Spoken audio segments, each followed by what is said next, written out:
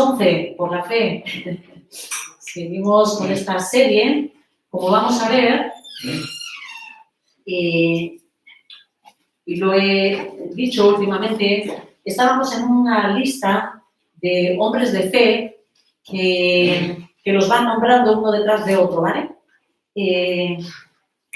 Pero llega un momento ahora en el que hace un cambio. Voy a leer Hebreos 11, del 32 al 35. ¿Qué más voy a decir? Me faltaría tiempo de hablar de Gedeón, Barak, Sansón, Jefté, David, Samuel y los profetas. Lo dejo así abierto, ¿vale? Los cuales por la fe conquistaron reinos, hicieron justicia y alcanzaron lo prometido. Cerraron bocas de leones, apagaron la furia de las llamas y escaparon del filo de la espada. Sacaron fuerzas de flaqueza, se mostraron valientes en la guerra y pusieron en fuga a ejércitos extranjeros. Pero dice el 35, dice, hubo mujeres que por la resurrección recobraron a sus muertos. Y me quedo ahí. ¿Vale? Hemos estado hablando de todos estos personajes que aparecen en la lista, ¿sí? Y me quise centrar en esas mujeres. Incluso al principio pensé de hablar de los dos casos que habla el Antiguo Testamento, pero bueno, visto lo visto, y como me quedo con el primero, que es la viuda de Sarepta, para leer esta historia, ¿no? Para que entendamos la historia. Nos vamos a ir al primer libro de los Reyes, al capítulo 17. Primero de Reyes 17, a partir del versículo 7, del 7 al 24, son el texto que voy a trabajar, ¿vale? Primero de Reyes 17, a partir del versículo 7, dice así: algún tiempo después se secó el arroyo porque no había llovido en el país. El contexto de este versículo es el de Elías, un profeta de Dios, que este profeta había llegado a asegurar al rey Acab. ¿Os suena ese que es bueno o es malo? Malo. Este rey era malvado y este rey iba a ser juzgado, ¿vale? Por Dios. Era, por cierto, esposo de Jezabel. Eso suena también muy malo, ¿no? Y Elías, hay un momento en el que por orden de Dios se acerca a Acab y le dice, y le promete, le asegura, no le hace una declaración diciéndole, no va a llover. De cierto te digo que no va a llover en la tierra hasta que yo lo pida, ¿no? Hasta que él dé la orden de que así fuese, ¿no? Así que el Señor le dice a Elías, ven, escóndete, vete rápido al llamado arroyo de Kerit. Era un arroyo que estaba, bueno, no sé si habéis, sí, algunos sí sois estudiosos. Digamos que cuando nosotros miramos el mapa de Israel, está el río Jordán, vamos a decir, como por la mitad, y en la parte izquierda suele estar el terreno de Israel y el mar Mediterráneo, ¿vale? Este río estaba justo a la derecha del río Jordán, un poquito escondido de la tierra principal de los judíos, ¿vale? Y allí el Señor, obrando milagros, lo que decide es sustentar a Elías. Venga, los lectores, ¿a través de qué? De unos cuervos. Si Dios dijese que cada día vienen a mi casa unos cuervos, no lo creerías. Decidió sustentar a Elías a través de unos cuervos que le llevaban a este hombre todos los días carne y pan, ¿sí? Lo estuvo sustentando. ¿Hasta cuándo? Hasta que el agua, como nos ha dicho ahora el versículo del arroyo, se secó. ¿Podría haber puesto también agua? Claro que podía haber puesto también agua. Pero Dios tenía un plan, así que le manda y le dice que tiene que moverse de ahí, ¿verdad? Dice versículo 8 y 9. Entonces, la palabra del Señor vino a él con este mensaje. Ve ahora a Sarepta de Sidón y permanece allí. a una viuda de ese lugar le he ordenado darte de comer. Elías debía ahora salir de Kerit, de esta zona, vamos a decir, de al lado del arroyo, y dirigirse a Sarepta. Sarepta era una población en la costa del Mediterráneo, o sea, tuvo que caminar unos 160 kilómetros de distancia, ¿sí? Era una tierra de los fenicios, ¿sí? Entre las poblaciones de Tiro y Sidón, más o menos. Ahí entre medio está Sarepta, ¿no? No era una tierra que pertenecía en aquel momento a Israel. Con lo cual, lo que estamos diciendo es que el Señor le manda a Elías irse al extranjero, ¿vale? Para que una viuda allí le diese de comer, ¿no? Ese gran profeta alimentado por una pobre viuda, ¿no? Me llama la atención que Dios no tiene límites en su revelación, ¿no? Porque si Él está diciendo que Él ha hablado a una mujer, Él dice aquí, dice, ve ahora, permanece allí, lo cual es asiéntate allí, dice, a una viuda de ese lugar le he ordenado darte de comer, ¿no? Entonces, eso nos está hablando de que el Señor ha tenido que dar revelación a esa viuda para que esa viuda reciba la orden del Señor, ¿no? No nos dice cómo, no nos dice si envió un ángel, como en otros casos, no nos dice si ella tuvo una visión, no nos dice si fue a través de un sueño. Lo que sí sabemos es que el Señor habló, y como vemos en ello también, que el Señor no tiene límites de fronteras, ¿verdad? No solo actúa en el lugar donde estamos acostumbrados, en la tierra de Israel, sino que Él levanta siervos de allí donde Él quiere, ¿no? Una zona en la que no le seguían, ¿no? No le seguían al Dios de los cielos, ¿no? Y otra cosa que me llamó la atención, me pareció curiosa, es el nombre de la ciudad. ¿Alguien sabe lo que significa Sarepta? Sarepta significa casa de fundición o lugar de ardientes pruebas. Y ahí, pum, ya solo dándonos el nombre de la ciudad, más o menos el Señor ya nos empieza a anunciar que algo va a ocurrir, ¿sí? Tiempo de pruebas, zona de fuego, ¿no? De fuego donde el Señor nos mete en el horno. Versículo 10 dice, así que Elías se fue a Sarepta y al llegar a la puerta de la ciudad encontró a una viuda que recogía leña y la llamó y le dijo, por favor, tráeme una vasija con un poco de agua para beber. Mientras ella iba por el agua, él volvió a llamarla y le dijo, tráeme también, por favor, un pedazo de pan. Tan cierto como que vive el Señor tu Dios, respondió ella, que no me queda ni un pedazo de pan. Solo tengo un puñado de harina en la tinaja y un poco de aceite en el jarro. Precisamente estaba recogiendo unos leños para llevármelos a casa y hacer una comida para mi hijo y para mí. Será nuestra última comida antes de morirnos de hambre. No sé exactamente si las mujeres viudas llevaban algún tipo de distinción en la ropa, no estaba reflexionando, ¿no? Yo creo que los islámicos, no sé si se pintan, ¿no? Yo creo que en India tienen colores que les distinguen, ¿no? Para saber que alguien es viuda. Carmen, pasa adelante, aquí sitio, ¿eh? Y estuve mirando un poquito, ¿vale? En la tradición hebrea, a ver si había vestiduras. Yo creo que al principio sí que se suelen colocar y hacen algunos tipos de ritos, pero la cuestión es que él, al llegar a la puerta de la ciudad, supo o distinguió alguna, entiendo, ¿no? O si no, el Señor era la única que está allí.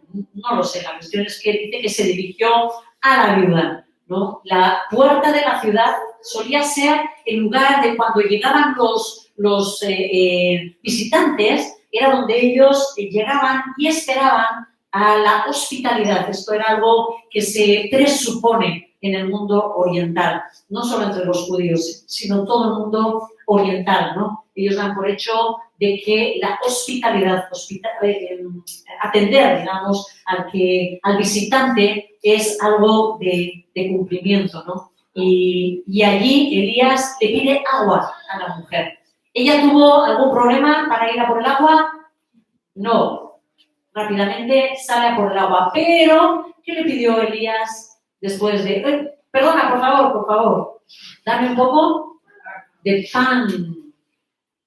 Ahí entramos en un problema, ¿no? Curiosamente, el Señor había enviado a Elías a la casa de una viuda muy, muy pobre, ¿no? La pobre mujer no tenía ni pan, ¿verdad? Probablemente la crisis por la escasez de agua también había llegado a afectar a esta tierra. Sin embargo, nuestro Dios es capaz de alimentarnos en medio de la escasez, ¿no? Y no es verdad que precisamente una situación crítica evidencia más el poder de Dios para proveernos. ¿A vosotros qué os parece? ¿Quién tendrá más facilidad de dar gracias al Señor y ser consciente de la provisión? Una persona que tenga su trabajo, que tenga su buen sueldo, o igual no tan buen sueldo, pero su sueldo suficiente para su provisión, o una persona que no tiene entradas fijas, igual está sirviendo al Señor y cada día espera a que algo llegue a su casa. Y Manuel, no te distraigas, por favor. ¿Qué creéis? He hecho una pregunta. ¿Os habéis enterado a alguien? Sí. Ah. ¿Y Manuel? La que no tiene sustento. La que no tiene sustento, muy bien. Hay que demostrar que puede hacer dos cosas a la vez, ¿no? Bueno, mujeres. No lo que digo decir, no lo que digo decir. Esta viuda era tan pobre que estaba pensando que iba a ocurrir. Que iba a morir de hambre. Dice, preparo mi última comida y nos hemos quedado absolutamente sin nada. Pero recordemos, ¿qué le había pedido Dios a esta viuda? Que alimentara a Elías.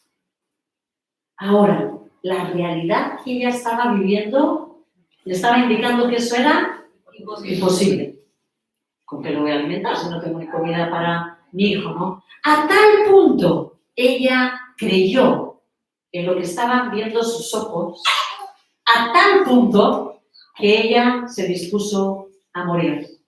Esta mujer estaba en medio de una crisis de fe.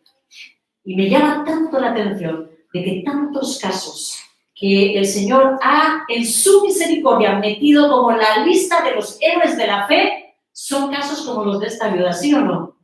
Hay un Sansón, hay un Jefté, hay un montón de gente que tenía miedo. ¿Sabéis cómo quién? Como nosotros. Como nosotros.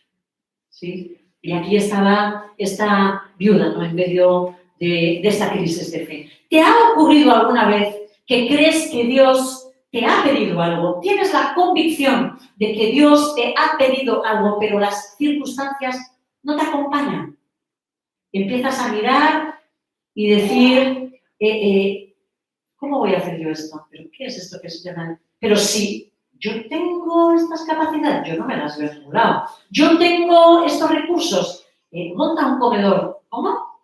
Yo tengo, sí, o sea, cosas que quizás el Señor nos pide, ¿no? Pero nosotros cuando miramos no vemos la forma, no vemos, ¿no? A veces eso nos lleva a dudar, ¿es verdad o no? De lo que el Señor nos ha hablado. Al pasar el tiempo empezamos ya a cuestionar, ¿no sería yo que lo estaba pensando? ¿No sería yo que estaba muy entusiasmada espiritualmente? ¿Verdad? Que había oído una buena prédica y había escuchado de la fe y es por eso que haya llegado a escucharte así, Señor. El problema es que si tú le crees más a las circunstancias, a la realidad que ven tus ojos, que permíteme decirte que no es la verdad, te vas a paralizar. La verdad no es aquello que ven nuestros ojos, hermanos. La verdad es aquello que Jesús está viendo. ¿Se entiende esto? Sí, lo voy a volver a decir. La verdad no es aquello que tus ojos están viendo. Porque a veces pensamos, esta es la realidad, esto es lo que hay, esta es la verdad. No, no, señores. La verdad es lo que el Señor está viendo cuando están produciéndose determinadas circunstancias. Y os aseguro una cosa, que es muy distinto de lo que ven nuestros ojos. Si nosotros miramos a aquello que se está mirando con los ojos, vamos a acabar renunciando al llamado. Incluso, mirando a esta viuda, no pensaba, podríamos llegar a disponer de perderlo todo o abandonar la fe. Sí, como yo veía a esta mujer, yo digo, o sea, qué desesperación, ¿no? El Señor quiere que abramos los ojos a la verdad. El Señor quiere que abramos los ojos a la verdad. El Señor quiere que nosotros estemos mirando verdaderamente lo que está ocurriendo desde sus perspectivas, desde su corazón, lo que Él está haciendo. Si hay algo que el Señor está obrando en medio de la dificultad, ¿lo creemos? ¿Lo crees? Sí. ¿Pero confiamos en ello?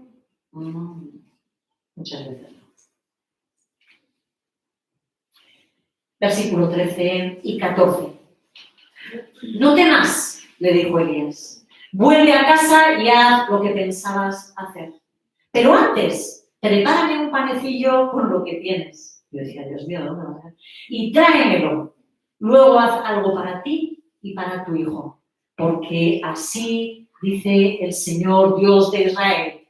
No se agotará la harina de la tinaja, ni se acabará el aceite del jarro, hasta el día en que el Señor haga llover sobre la tierra. Elías habló a la viuda y la retó en su fe. Vete, haz la comida que pensabas hacer, pero antes tráeme a mí pan. ¿Cuánto había dicho ya que tenía de harina? Yo decía, anda que no pude la cosa. Un puñal, yo digo, Elías era hombre de verdad. Sí, de verdad, ¿no? Ella no debía de temer a las situaciones, lo que el Señor le está diciendo, ¿no? Solo debía de confiar en una promesa que Dios le estaba dando. No faltará la harina ni el aceite hasta que vuelvan a llover, ¿no? Ella debía compartir con Elías lo poco que tenía, o más bien debía de dar prioridad a Elías, porque le dice, primero me atiendes a mí, y después, por lo que te sobra, haz la comidita, ¿verdad? Observemos también que el Señor se dispone, me llama la atención, porque el Señor se dispone, dice, a proveer lo necesario. Dice, no te faltará la harina y el aceite hasta que llueva, ¿no? No le dice, no te preocupes, que yo te voy a dar manjares que te apetezcan, sino lo necesario, ¿no? ¿Está Dios proveyéndote lo necesario? Cuida tu corazón de que no se queje porque no tienes la abundancia que otros tienen. Más bien, y lo hemos dicho en las oraciones, no tantas cosas de la prédica se han dicho en las oraciones, ¿no? Más bien debemos de aprender a ser agradecidos con esa maravillosa provisión de Dios, ¿no? Que Él es, eso es precisamente lo que Él promete, ¿no? Él siempre nos promete que nos va a dar lo necesario, ¿sí? Lo necesario. Creo que cuando damos, porque pensaba, ¿no? Digo, ¿por qué el Señor no nos promete nada más, ¿no?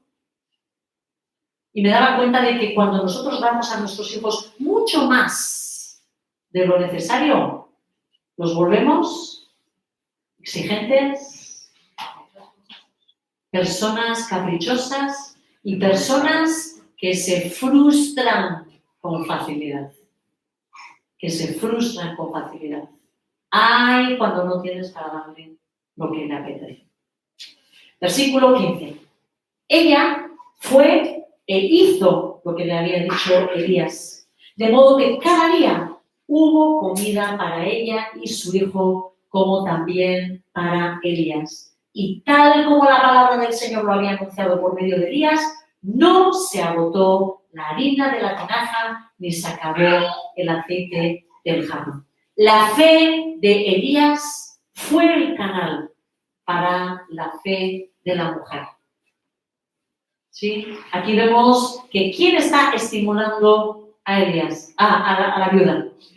Elías, ¿verdad? La fe de Elías fue el canal para la fe de esa mujer. Elías no era quien tenía la capacidad de proveerle a ella, no le dijo, tranquilo, que yo te voy a traer mi dinerito y te traigo, ¿no? Él mismo tuvo que creer a Dios y su palabra, primeramente, ¿me entendéis? ¿Sí? Elías hizo su ejercicio de fe. El Señor ha dicho, aunque yo te vea que te están muriendo, el Señor ha dicho que va a proveer.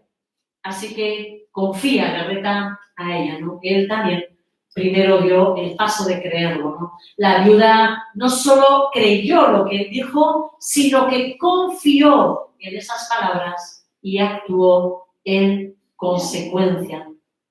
Obedeció y compartió lo poquísimo que tenía, ¿sí? ¿Cuál fue la clave para que el Señor hiciera el milagro, hermanos? La obediencia y su fe, ¿verdad? La obediencia y su fe. Ambos en conjunto obraron el milagro y el Señor proveyó con fidelidad la harina y el aceite el tiempo necesario.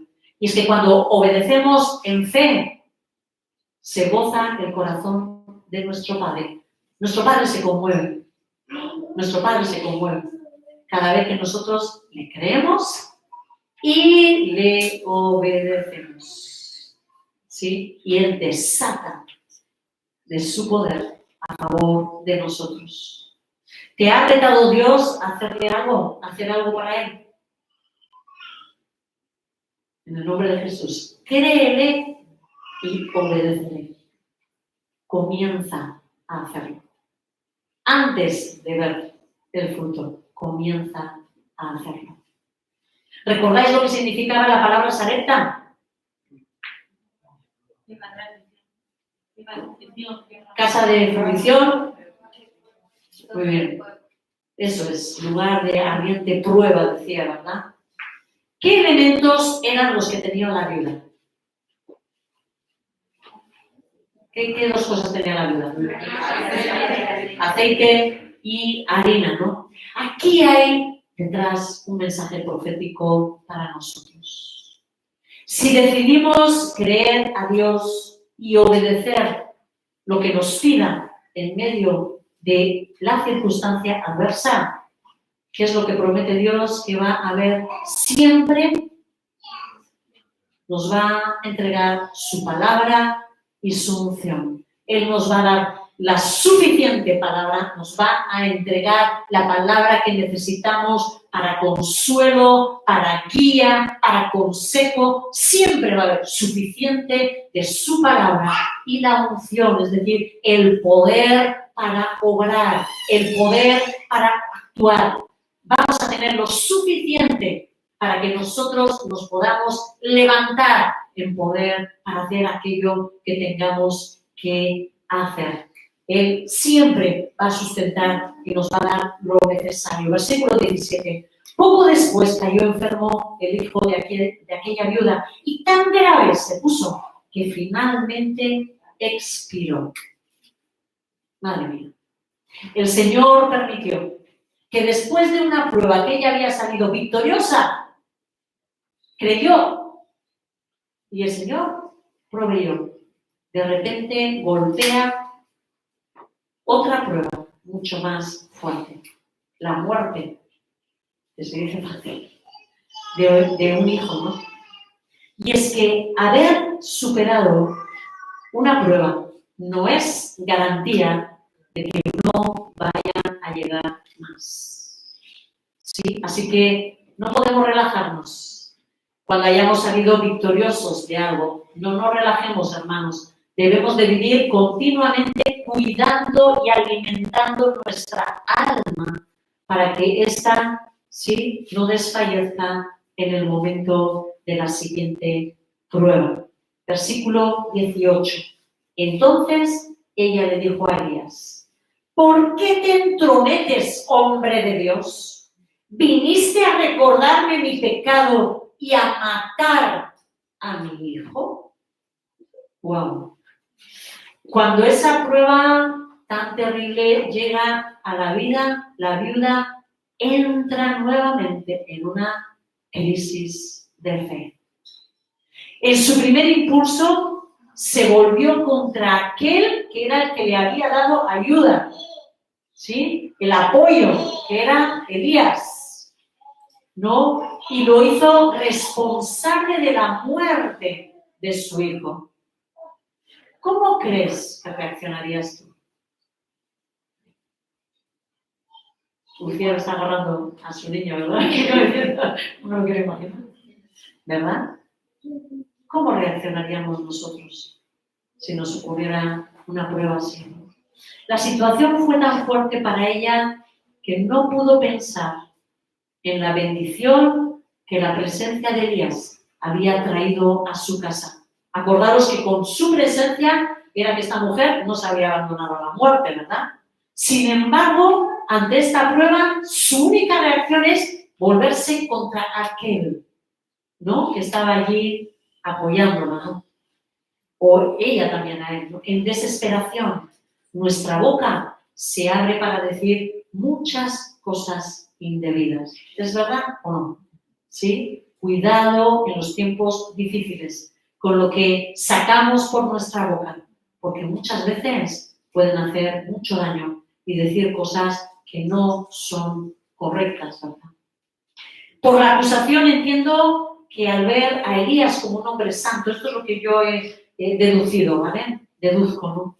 Que al mirar a este hombre santo de Dios, ¿no?, y verse a ella quizás como pecadora, yo creo que ella creyó que Dios le estaba castigando a ella, llevándole a su hijo, ¿no? Así que imagino que la culpa, la tristeza, la amargura, la impotencia estaban torturando su corazón y entró en una profunda crisis.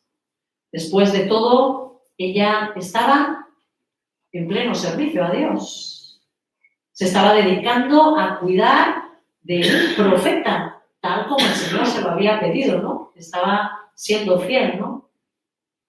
Pero eso no impidió que el Señor le pasase otra vez por una prueba de fuego, ¿no?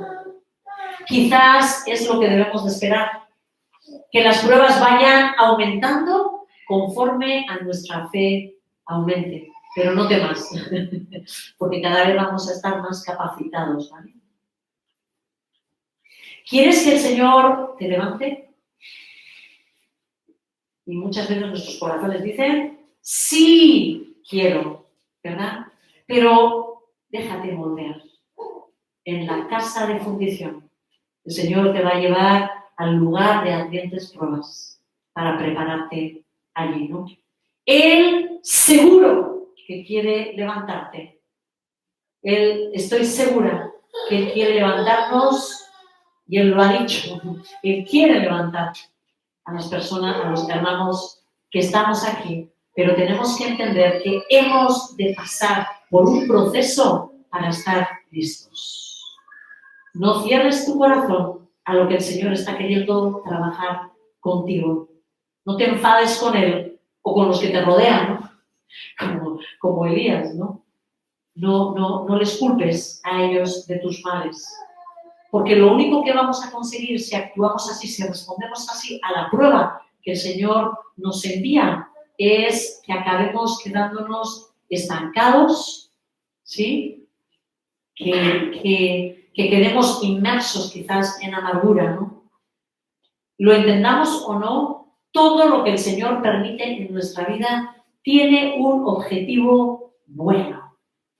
Estábamos cantando una canción, Sin Límites, y me estaba dando cuenta de con tanta claridad que casi era el mensaje de la prédica, ¿no?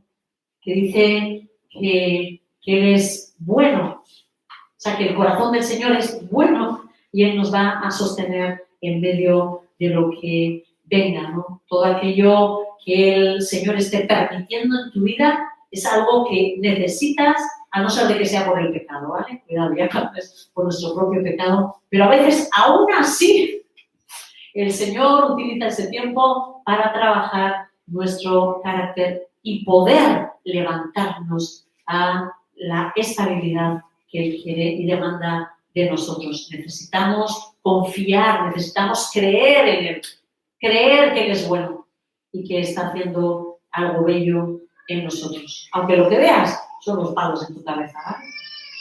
Porque si no lo hacemos, el enemigo usará nuestros sentimientos para destruirnos. Es decir, en vez de purificarnos para su servicio, vamos a quedar más contaminados si le abrimos la puerta en el momento, sí, de la prueba al enemigo, ¿no? Y venía a mi mente, ¿no? Cuando estaba esta mañana repasando un poquito la predicación, a los que aman a Dios, todas las cosas les ayudan a bien. ¿A quiénes? A los que aman a Dios, hermanos. Se está presuponiendo que amamos a Dios para que las cosas nos ayuden a bien.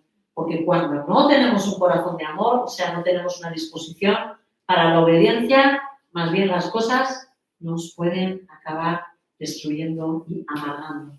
Versículo 19. Dame a tu hijo, contestó Elías. Y quitándoselo del regazo, Elías lo llevó al cuarto de arriba, donde estaba alojado, y lo acostó en su propia cama. Elías no discutió, no se defendió de semejante acusación. ¿Os imagináis que os acusen de asesinos, que se muere alguien en vuestra casa y tú? O sea, creo que es un poco fuerte la cosa, ¿no? También tampoco se puso a hacer un discurso teológico para defender a Dios, no empezó a discutir con la viuda, sino que ante el dolor de la viuda él solo cayó y tuvo gran misericordia. Tomó al muchacho de sus brazos y se lo llevó a su habitación. Me parecía muy destacable la reacción de Elías, porque no vio el fin en la muerte. ¿Os dais cuenta de que si él se llevó al niño era porque alguna esperanza tenía con aquello, sí o no? No, pues si no, mejor te callas, me dejas a la viuda que le llore y pum, te vas a tu habitación para no molestar, ¿no? Para que no te caiga otro, ¿no? Sí, él toma a la viuda con una esperanza y aunque no había precedentes en las Escrituras de una resurrección, de otro caso de resurrección, él no dudó del poder de Dios para levantar a aquel muchacho de entre los muertos.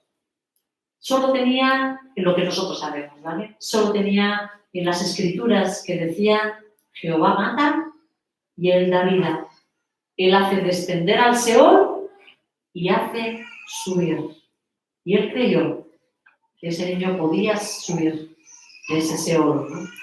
Versículos 20 y 21. Entonces clamó: Señor mi Dios, también a esta viuda que me ha dado alojamiento la hace sufrir matándole a su hijo.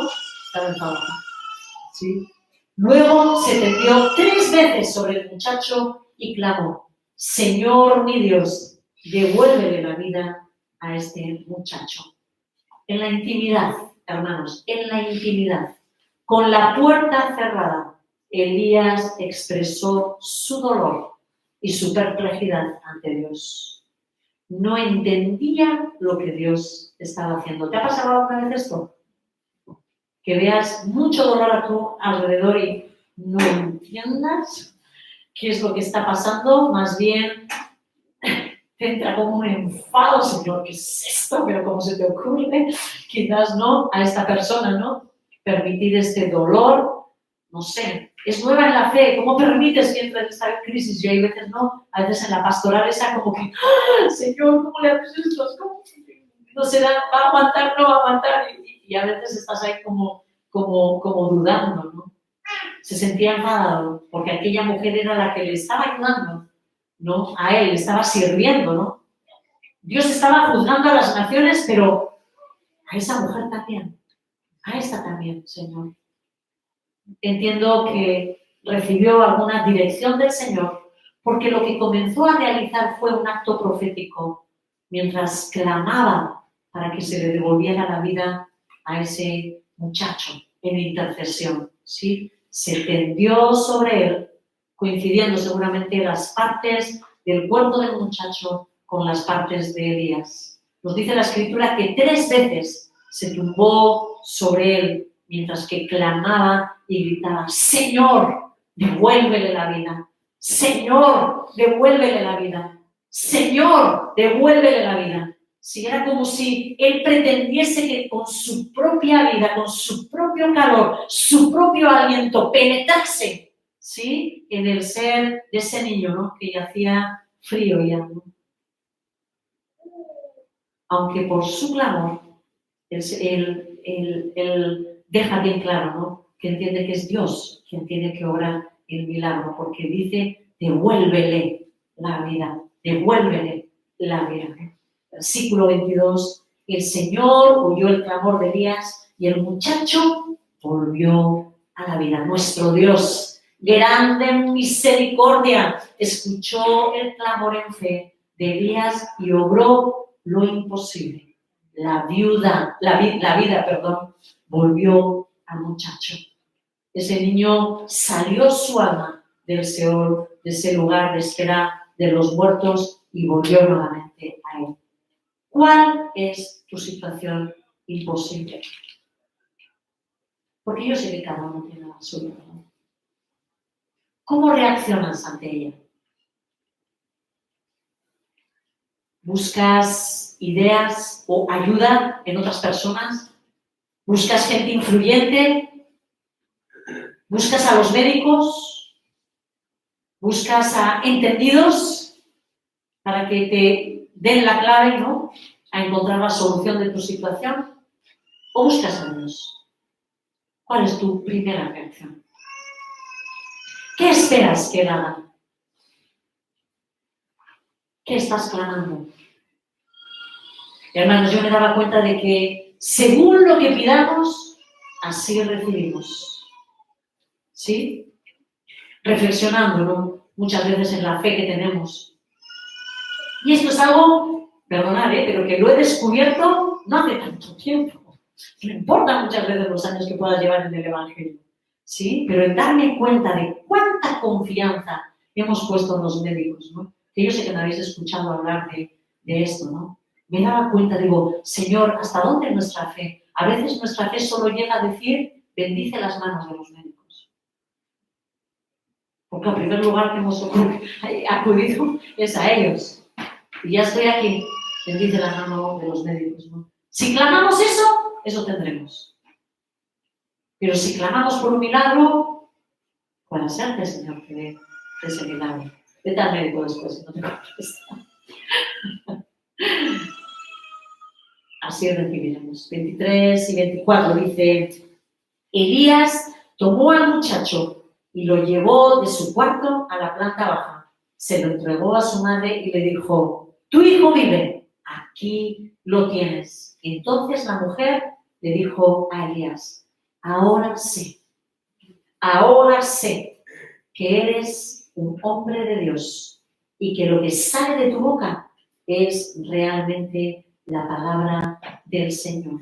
La fe de Elías nuevamente alentó la fe de la viuda, haciendo que esa fe tan espuria, no tan floja, voy a decir, ¿no?, que había sido tan debilitada por esa tragedia, fuese fortalecida como Dios lo deseaba. Ahora sé, es una declaración de confianza, ahora creo, ¿sí? Ahora sé. ¿Y nosotros?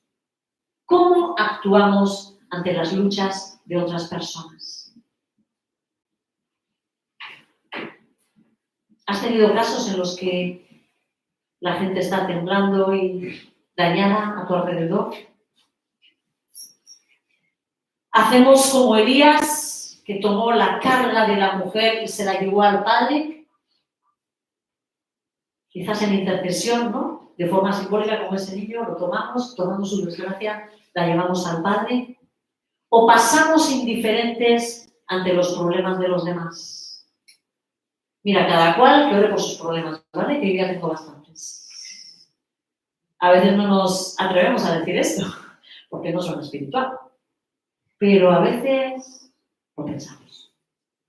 Que nos enseñaban hace 2 prédicas que lo que pienses ya está hecho. ¿Sí? Tal cual. Tal cual. Criticamos o cuestionamos a Dios cuando nos cuenta el hermano algún problema que vive o alguna desgracia que ha llegado en su vida. Desanimamos a las personas y les llenamos de dudas en vez de alentarlas a ver el obrar de Dios y su corazón bueno y darles una esperanza. No temas, el Señor está detrás de todo esto. No temas, tu Dios no tiene límite. Una muerte, ¿qué es una muerte? Para Dios, el Dios de la vida. ¿Cuántas veces decimos que creemos esto? Pero confiamos. ¿Confiamos? Mirad, hermanos, hay una diferencia grande, ¿no? El creer es tener el conocimiento, tener el entendimiento de qué algo es, ¿sí? Escuchaba a un hermano, ¿no? ¿Tú crees que Dios es tu proveedor? Sí. Pero si te empieza a fallar el negocio o te han dejado sin trabajo, ¿sigues creyendo que el Señor es tu proveedor? Este pastor al que le estaba escuchando puso un ejemplo muy, muy sencillo. ¿Tú crees que Dios te protege? Cuida tu casa. Cuida tu casa. ¿Por qué le echas 2 vueltas a la llave de la puerta? Yo cuando lo escuché, dije, ¿cuántas cosas hacemos así? Sí, señor, sí, yo creo que tú cuidas mi casa, pero por si acaso. O le pongo la llave arriba y un segurito, ¿verdad? Y a veces cuando estoy dentro, pues acaso también, ¿no? Y la llave echada. ¿No? ¿Es verdad o no es verdad? Hacemos eso. Creemos que Dios es el que nos cuida. Pero si confiamos, obramos en consecuencia. ¿Vale? Confiar es actuar. Como hizo la viuda. ¿Tú crees que el Señor te va a proveer? Sí. Y fue, preparó el pan, hizo la comida y dijo, Señor, aquí está. Lo creo. Y confío. ¿Sí? La confianza es la actuación. Es el actuar en base a lo que verdaderamente creemos, ¿no? Mirad, hermanos, el Señor nos decía una cosa tan preciosa. Él quiere levantar muchos Elías entre nosotros. Así nos lo dijo. ¿Cuántos Elías querría levantar en casa de oración?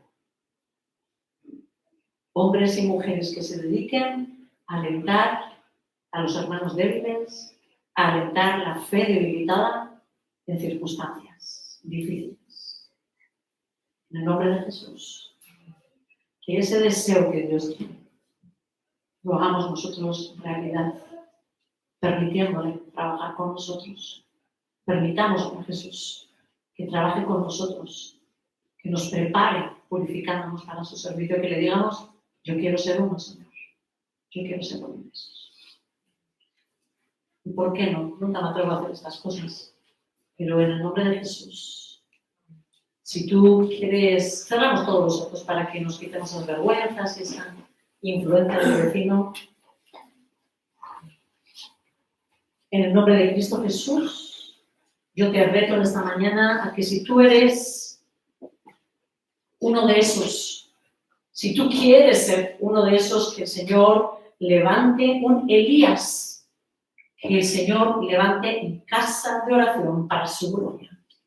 En esta mañana, tú levantes la mano para decirle, ven aquí, Señor, cuenta conmigo. Solo te digo una cosa, que es una advertencia también de Él. Que tú sí seas así y que tú no seas. Te aseguro que Él pasa por fuego, que Él pasa por prueba, que Él se va a empeñar en ello. Y si tú tienes una promesa, el Señor lo va a hacer. Señor y Padre Celestial, nos presentamos, Señor Jesús, diciendo, Señor, cada uno, Dios, o aquellos, no, tú miras, oh Dios, tú miras, Señor, el compromiso del corazón de cada uno de aquellos que quieren ser ese Elías, sean hombres o mujeres, Señor. Pon en casa de oración, Señor, este deseo de ser hombres y mujeres comprometidos contigo, Señor.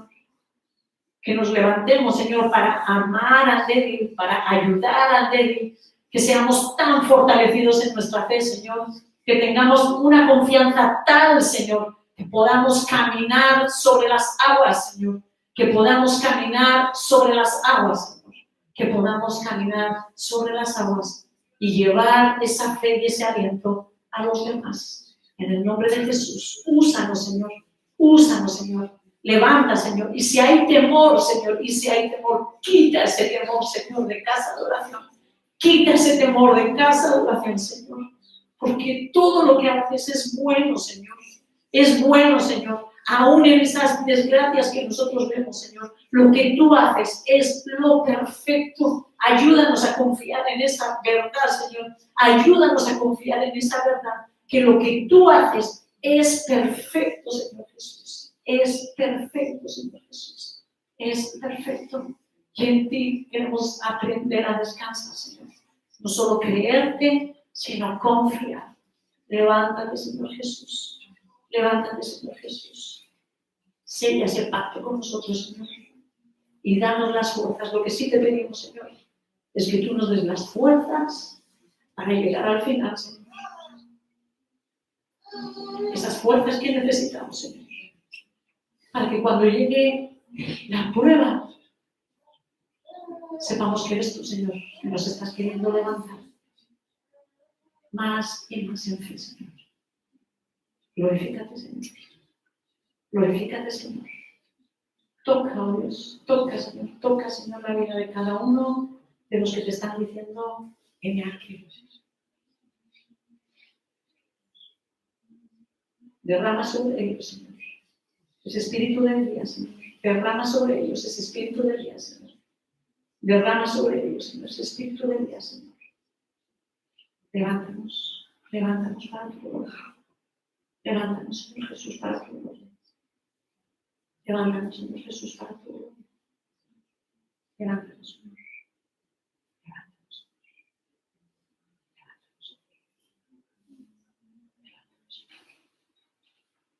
Levántanos.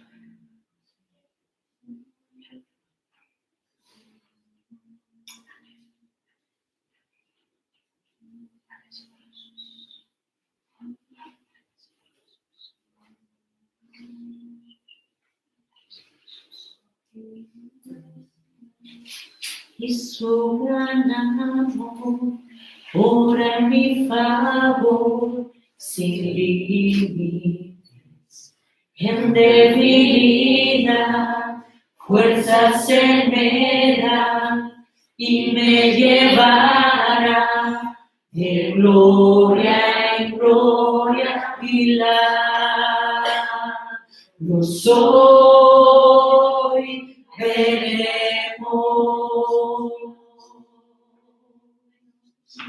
Milagro soy, veremos. Se declaramos una vez. Porque bueno es Dios y su gran amor obra en mi favor sin límites. En debilidad, fuerzas Él me da y me llevará de gloria en gloria a brindar. Lo soy,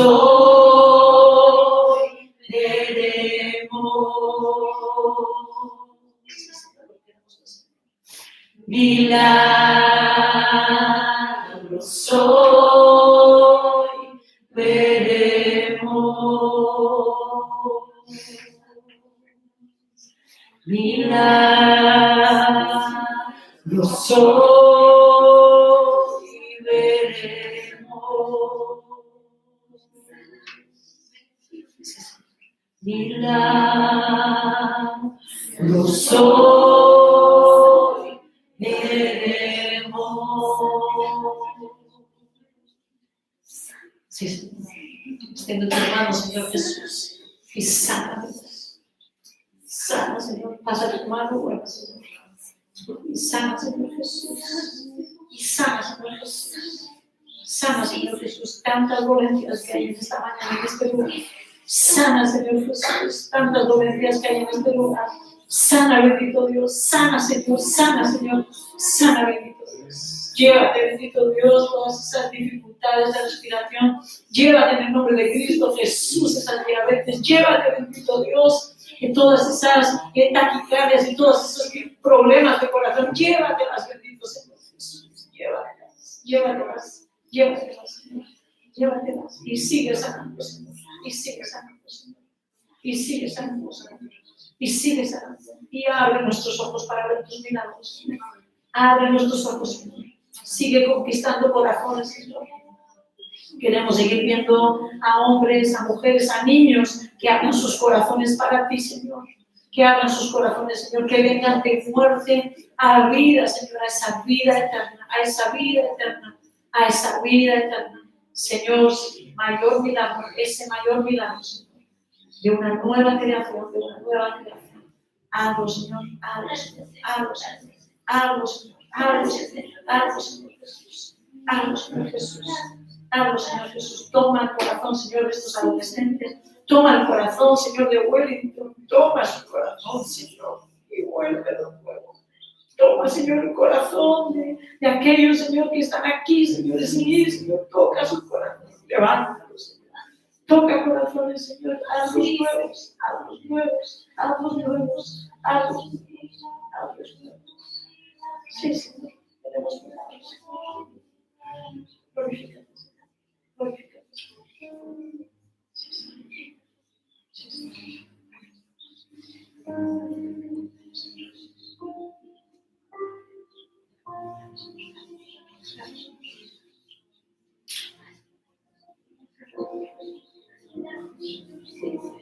Toca sus brazos, toca sus manos, quita sus dolencias, sus manos, en esas piernas, en esas rodillas. Tanto dolor, Señor. Gracias.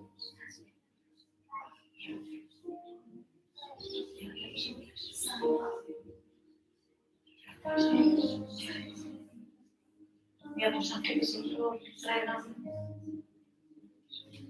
sus partes nuevas, tengas que hacerlos, Señor.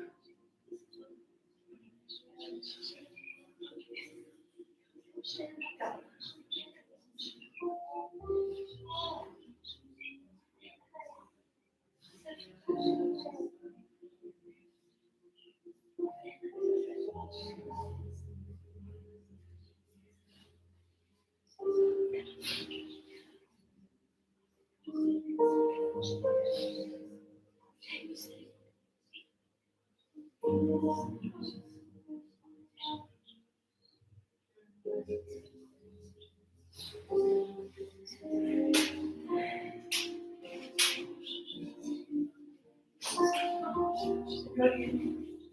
tu autoridad, Dios, en el nombre de Jesús, sobre esta llave, Señor, para abrir sanidad, Señor, aquel que te capte, Señor, tú eres, Señor, conforme a fe, Señor, aquel que te capte, Dios, conforme a fe, Señor Jesús. Abro, Señor, esa puerta de esa sanidad.